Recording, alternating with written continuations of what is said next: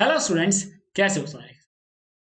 आज से हम स्टार्ट करेंगे वर्किंग विद डिक्शनरी। जो हमारा टॉपिक है वो हम पढ़ना शुरू करते हैं। थोड़ा डिले हुआ है, उसके लिए माफी चाहूंगा बिकॉज आप देख सकते हो फ्रेम चेंज थोड़ा सा आइज में इश्यूज हो रहे थे, इसलिए। चलो शुरू करते हैं हम। सबसे पहले बात करेंगे that is we have multiple ways of creating dictionaries. That is what multiple ways of creating dictionaries, यानी कि हम डिक्शनरी को कैसे कैसे क्रिएट कर सकते हैं। हमारे पास बहुत सारे तरीके हैं। हर तरीके के कुछ अपने एडवांटेजेस होते हैं, कुछ डिसएडवांटेजेस हो रहे होते हैं। ओके, चलो सबसे पहले सीखते हैं that is initialization. What initialization? Initializing a dictionary. देखो, इनिशियलाइजेशन का मतलब होता है कि किसी को वैल्यू प्रोवाइड कराना है। क्या मतलब होता है? किसी को वैल्यू प्रोवाइड करवा देना। तो इसका सिंटैक्स ध्यान से समझना, डिक्शनरी चैप्टर थोड़ा इंपॉर्टेंट है आपके लिए।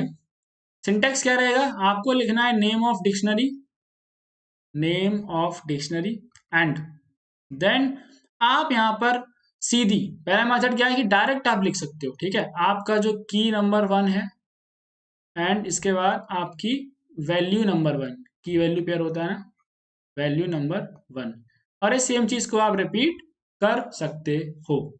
बात समझ में आ गई? ओके, नाउ देखो, अब अगर ये तरीका क्या है, ये तरीका हो गया आपका एक डिक्शनरी को हम डायरेक्ट कैसे बनाएंगे। दूसरी चीज सीखते हैं that is creating a empty dictionary, कि अगर आपको एम्प्टी डिक्शनरी बनानी है तो अपने पास क्या मेथड है।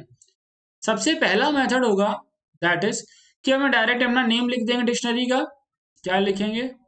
नेम ऑफ डिक्शनरी, एंड हम एक इस तरीके से एम्प्टी डिक्शनरी बना देंगे। ओके, ठीक है भैया, इतना हमको बात समझ में आ गई। दूसरा मेथड क्या है? दूसरा मेथड ये है कि आपको क्या करना है, डिक्शनरी मेथड का यूज करेंगे, डिक्शनरी फंक्शन का यूज करेंगे। तो वहां पे क्या है, आपको लिखना है name of dictionary and that is equals to dictionary, that is equals to DICT लिखना है। ठीक है, DICT मेथड का यूज कर रहे होंगे। तो इससे क्या होगा, इससे भी आपकी सेम एक ब्लैंक डिक्शनरी जो है बन जाएगी। क्या हो जाएगी? ब्लैंक डिक्शनरी बन जाएगी। ओके, ठीक है भैया, हमने इसमें ब्लैंक डिक्शनरी बना ली।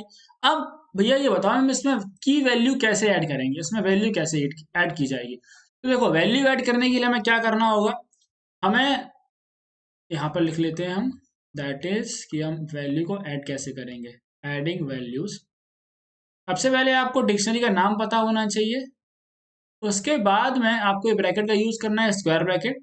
फिर यहाँ पर आपको लिखना है की का नाम। किसका नाम लिखना है? की का नाम।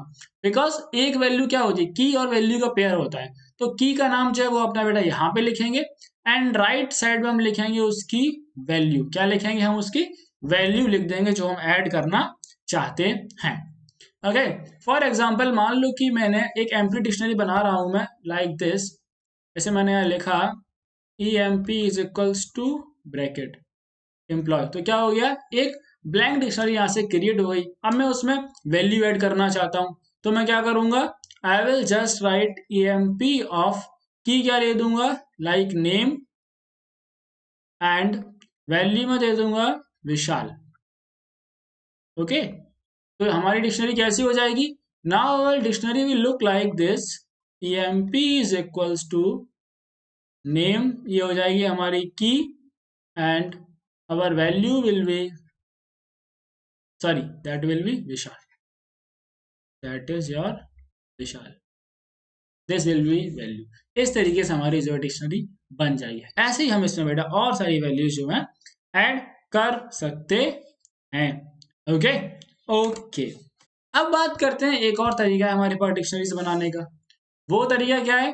That is we have creating dictionaries from name and value pairs, name and value pairs, यानी कि हमारे पास एग्जिस्टिंग पेयर हैं। ठीक है, या हम इसको कह सकते हैं हमारे पास डेटा ऑलरेडी एग्जिस्टिंग डेटा है, मुझे अगर उसको कन्वर्ट करना है डिक्शनरी में तो हम कैसे कर रहे होंगे। देखो, इसका सिंटैक्स समझ लो, या एग्जांपल से समझा रहा हूं, ध्यान से समझो। हमारे पास एग्जांपल है कि मेरे पास डिक्शनरी दी गई है लाइक EMP एंड हम डिक्शनरी कंस्ट्रक्टर का यूज करेंगे, आप इसको फंक्शन कह लो, डिक्शनरी फंक्शन। और इसके अंदर आपको डायरेक्ट वैल्यूज लिख देनी है like name is equals to Vishal, ठीक है, comma salary is equals to 150 रुपया लेगा भाई, ठीक है, 150 रुपये, and your age is equals to 20। Okay okay, तो क्या होगा अब ये डिक्शनरी बनेगी, ये आपकी अलग अलग डिक्शनरी बनेगी। इसकी कुछ बातें समझ लो। अगर आप इस तरीके से डिक्शनरी क्रिएट करते हो, so it will automatically converted to dictionary, ठीक है, ये आपकी डिक्शनरी ऑटोमेटिकली बन जाएगी ना। अब ये जितने भी यहाँ पर आपके आर्ग्यूमेंट्स हैं, ये सब स्ट्रिंग टाइप में हो जाएंगे। कैसे बन जाएंगे? ये सभी के सभी आपके जो है स्ट्रिंग बन जाएंगे। नाउ एक और तरीका है, we have another way like this. वो क्या है, ध्यान से समझो। EMP is equals to dictionary of zip method का यूज करना है। किस मेथड का? जिप मेथड का। जिप मेथड ऑफ, देन सबसे पहले आपको कीज लिखनी है अपनी, नेम, सैलरी, दो ही लिख रहा हूं मैं यहां पर, एंड देन कॉमा के बाद आपको लिख देनी है उनकी रिस्पेक्टिव वैल्यू। यानी कि नेम का क्या है, नेम हमारा विशाल है, इसको ऊपर कर देता हूँ थोड़ा सा, ध्यान से समझ लेना। नेम अपना विशाल है, या मैं इसको इस कलर में कर दे रहा हूँ, ओके बेटा, नेम अपना विशाल है, सैलरी अपनी कितनी थी, 150 रुपये। अब तो जिप में क्या होगा, ये अपना इसका ब्रैकेट और ये डिक्शनरी का ब्रैकेट, तो इससे भी आपकी जो है डिक्शनरी क्रिएट हो जाएगी। और यहाँ पे आपकी रहेंगी व्हाट, कीज, और यहाँ पे रहेंगी आपकी क्या, वैल्यूज। क्या रहेंगी, वैल्यूज। तो ये आपकी कैसी डिक्शनरी जनरेट होगी, देखो, that will be EMP is equals to name of, name क्या दिया है, विशाल, कॉमा सैलरी 150। ओके, तो इस तरीके से आपकी जो डिक्शनरी यहाँ पर जनरेट हो जाएगी। इतनी बात समझ में आई। डिक्शनरी थोड़ी सी अलग है, इसलिए हमें थोड़ा सा टाइम लग जाएगा आपको समझने में, इसलिए आप आराम आराम से समझो। अब आप एक बात समझ लो, दैट इज कि कीज जो है वो आपकी डुप्लीकेट कीज नहीं हो सकती है डिक्शनरी के अंदर। What, that is duplicate keys can not exist in a dictionary, exist in a dictionary. अब इस चीज को हम ये भी कह सकते हैं व्हाट, कि कीज आर यूनिक, और we can say that keys are unique. Okay, क्या भैया वैल्यूज के साथ भी ऐसी कोई कंडीशन है? नहीं, वैल्यूज आपकी डुप्लीकेट वैल्यूज हो सकती हैं। ओके, अब कीज को यूनिक होने का कंसेप्ट क्या है? कंसेप्ट ये है कि हम कीज के बेसिस पर ही अपनी वैल्यू फेच करते हैं, ठीक है। अगर आपकी डुप्लीकेट की हो जाएगी तो आप कैसे दो अलग अलग वैल्यू को फेच कर पाओगे? बात समझ में? जैसे मान लो कि मैंने दो की बना दी बेटा, फॉर एग्जाम्पल मैंने एक 125, नहीं, फॉर एग्जाम्पल मैंने एक नेम नाम की बनाई, और एक मैंने एंटर कराया विशाल, ठीक है। फिर मैंने और नेम नाम की बना दी, और एक मैंने नेम एंटर करा दिया आर्यन। अब अगर मैं फेच करना चाहता हूँ आर्यन को, और मैंने यूज किया की, कौन सी की यूज कर ली मैंने, नेम, तो हो सकता है आउटपुट में विशाल आ जाएगा, तो क्या हो जाएगा, दिक्कत हो जाएगी। इसलिए आपकी जो दो कीज है वो कभी भी सेम नहीं हो सकती हैं। ओके ओके, ना अपने पास एक और तरीका है बेटा डिक्शनरी बनाने का। डिक्शनरी बनाने के बहुत सारे तरीके हैं।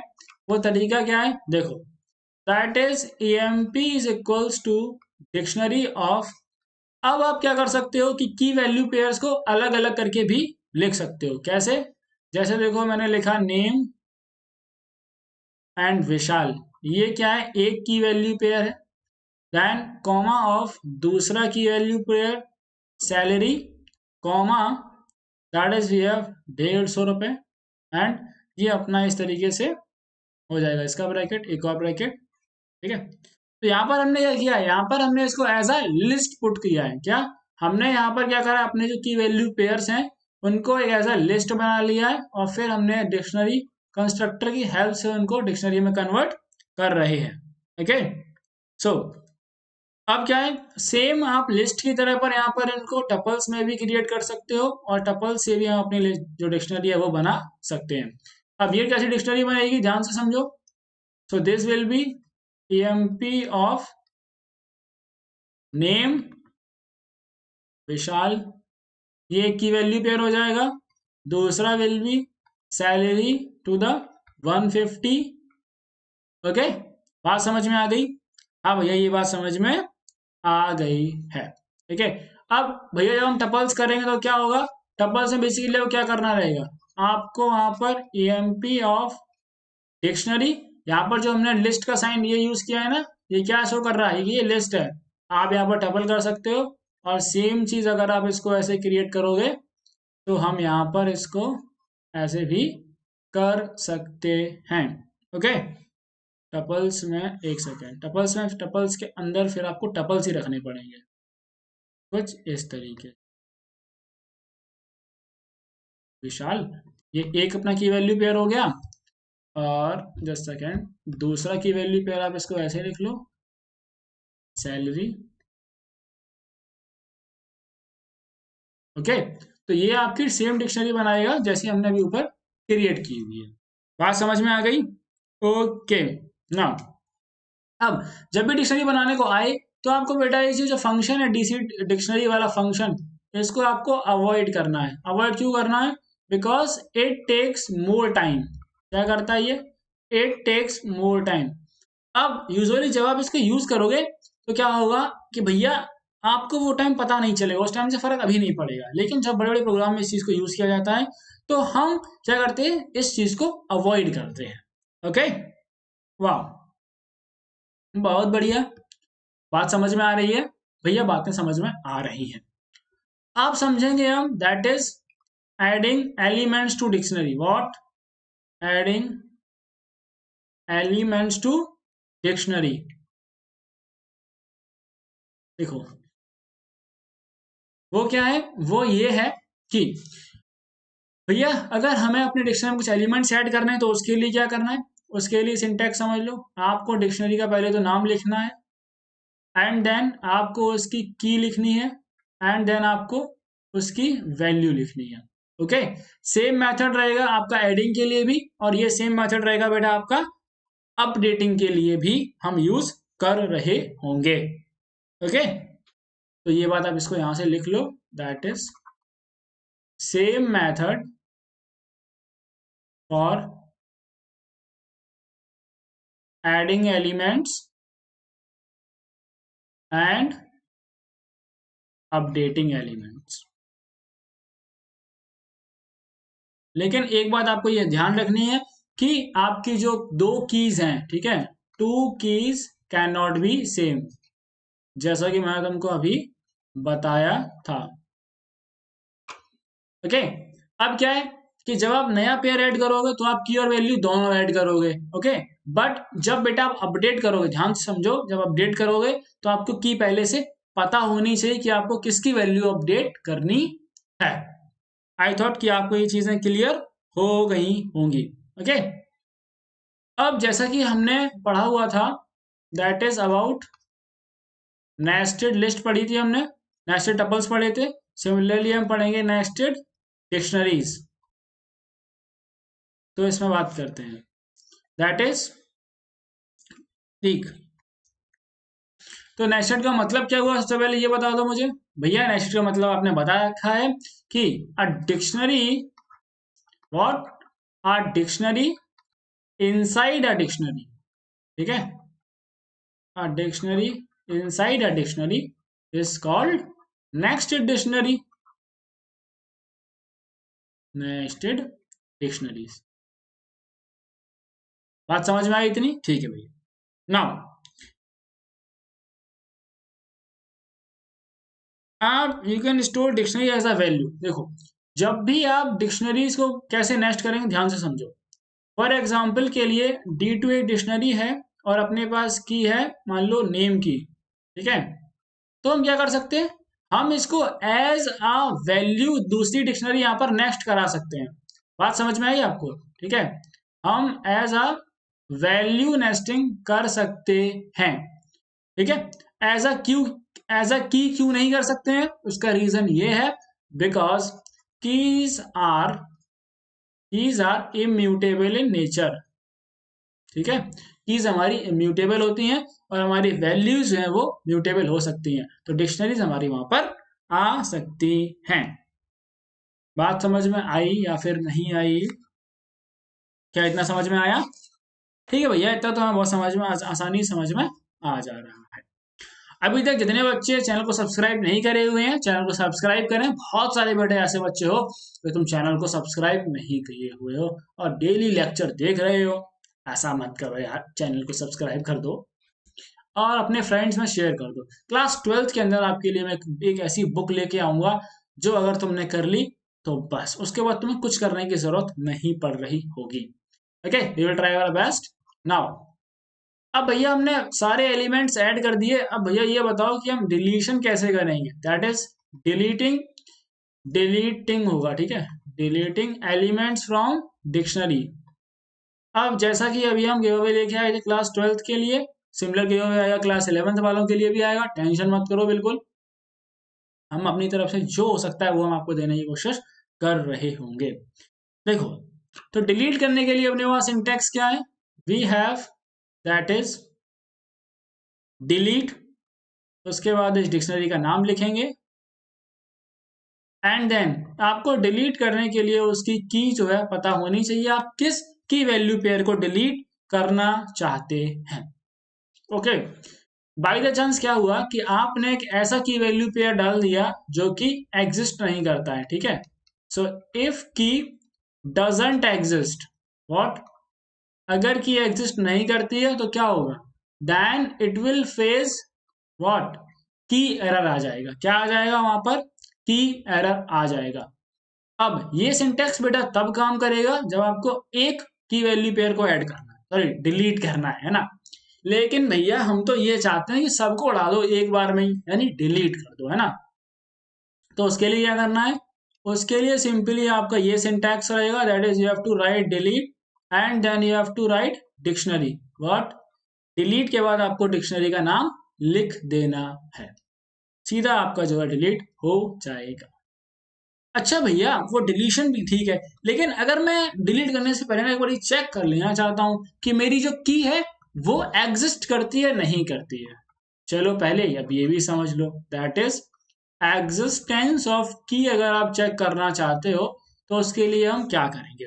उसके लिए अपने पास रहेगा इन और नॉट इन रहेगा, ठीक है, इन एंड नॉट इन। अब इसको भी मैं समझा देता हूँ, वैसे पहले भी आप लोगों को बता चुका हूँ, इन नॉट इन हमारे सेम यूज में रहेंगे। इनका क्या कैसे यूज करना है? आपको लिखना है की इन डिक्शनरी। क्या लिखना है बेटा? की इन डिक्शनरी लिखना है। ओके, नाउ ये कब ट्रू होगा? This will return true if your की एग्जिस्ट इन डिक्शनरी। इफ की एग्जिस्ट, इफ की एग्जिस्ट करेगी। ये फॉल्स कब रिटर्न करेगा? If it doesn't exist. Okay, okay. दूसरा अपने पास है दैट इज व्हाट, दूसरा है not in. What, not in of dictionary.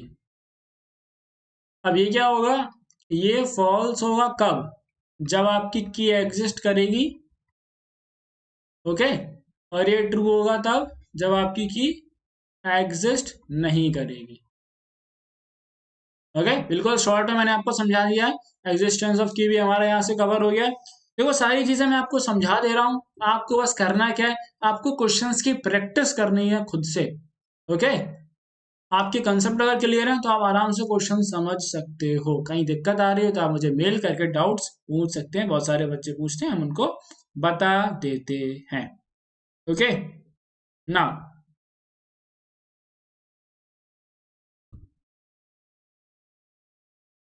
ठीक है। अब अपने पास एक और तरीका है, वो भी सुन लो।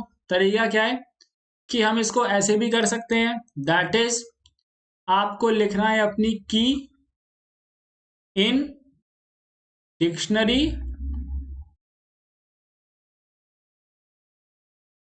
अच्छा, ओके, डॉट, ये तुम्हारा आ जाएगा वैल्यूज के लिए, ठीक है। आप इसको सेम मेथड की के यूज कर सकते हो, तो यहाँ से हम वैल्यू को चेक कर सकते हैं। ओके, अब ये हो गया तुम्हारे की चेक करने के लिए, और ये हो जाएगा आपको वैल्यूज अगर चेक करनी है तो उसके लिए। सेम आप बेटा की भी यूज कर सकते हो, ठीक है, बट की आप इस मेथड से करोगे तब भी हो जाएगा, तो आपको डॉट की फंक्शन यूज करने की जरूरत नहीं है। आप जो ये मेथड मैंने आपको बताया ये तो इनसे भी हम यूज कर पाएंगे। यहाँ से तुम्हारा क्या हो गया, की मेथड कवर हो गए और ये आपके वैल्यूज कवर हो गई है। Now next we have that is, अगर आपको डिक्शनरी प्रिंट करानी हो, क्या करानी हो, अगर आपको डिक्शनरी प्रिंट करानी है, ठीक है, प्रिंटिंग अ डिक्शनरी, तो हम इसके लिए हमें क्या करना होगा। डिक्शनरीज को प्रिंट कराने के लिए ध्यान से समझो आपको, दैट इज कि आपको पहले डिक्शनरी समझनी होगी, डिक्शनरी आपकी किस प्रकार है। जैसे मान लो मेरे पास एक डिक्शनरी है, एएमपी ऑफ नेम, नेम है मेरा विशाल, एंड सैलरी है अपनी दैट इज 150 रुपये। भाई इतनी सैलरी है भाई, हल्के में ले रहे हो क्या, मजाक कर रहे हो भाई तुम। देखो, तो प्रिंट करने के लिए हम बेसिकली क्या करेंगे, दैट इज अगर आप चाहते हैं कि आप प्रॉपरली इसको प्रिंट करा पाए, ओके, तो हमें एक छोटा सा कोड ध्यान से समझना पड़ेगा। लेकिन मैं तुम्हें पहले एक चीज समझा देता हूँ। जैसे मेरी डिक्शनरी है और अगर मैं इसको नॉर्मली प्रिंट कराऊंगा तो क्या होगा, तो ये कुछ इस प्रकार से ही प्रिंट होगी जिस प्रकार ये लिखी हुई है। ओके, बट मैं चाहता हूं कि इसमें कुछ स्पेसेस को मुझे ऐड करना है, तो आपको क्या करना पड़ेगा, एक छोटा सा नई चीज इसमें ऐड हुई है आपके में, 12th में ऐसा नहीं पढ़ाएगा बच्चों को, दैट इज कि आपको जेसन डॉट, ध्यान से सुनो, Jason dot dumps function use करेंगे। डंप फंक्शन यूज करेंगे किस मॉड्यूल का, जेसन मॉड्यूल का डंप फंक्शन है। और ये कैसे यूज होगा, आपको बेटा अपनी डिक्शनरी लिखनी है एंड इंडेंट क्या लगाना है, indent is equals to that is, और यहाँ पे आपको एन में एक वैल्यू लिखनी है। अब भैया इस वैल्यू से क्या होगा, इस एन वाली वैल्यू का मतलब है कि आपको कितने नंबर ऑफ स्पेसेस चाहिए हैं इन एवरी लाइन। क्या चाहिए, आपको हर लाइन में कितने नंबर ऑफ स्पेस चाहिए हैं डिक्शनरी के प्रिंट होने से पहले। ओके, सो हम इसको ऐसे प्रिंट कराएंगे, that is print of JSON dot terms and emp comma, ये अपना क्या है, we have emp comma indent is equals to 2, indent is equals to 2। तो इस तरीके से जो है हम चीजें अपनी प्रिंट करवा रहे होंगे। मैं आपको एक डिक्शनरी बना करके प्रिंट करा के दिखा देता हूं, जिससे कि आपकी अंडरस्टैंडिंग जो है वो अच्छी हो जाए। Okay, so we have here, एक डिक्शनरी बना रहा हूं मैं, emp is equals to, and that is we have name Vishal, name हमने ले लिया है विशाल, कॉमा ये अपना एक की वैल्यू पेयर हो गया, दूसरा ले रहा हूं मैं सैलरी, एंड इसको मैं दे दे रहा हूं वैल्यू भैया 150, ठीक है। इसके बाद मैं प्रिंट कराने के लिए, लेकिन मुझे मॉड्यूल इंपोर्ट कराना पड़ेगा, दैट इज जेसन, इंपोर्ट करा लिया। Now I will just right print Jason dot dump and my name of dictionary emp comma indent equals to 5।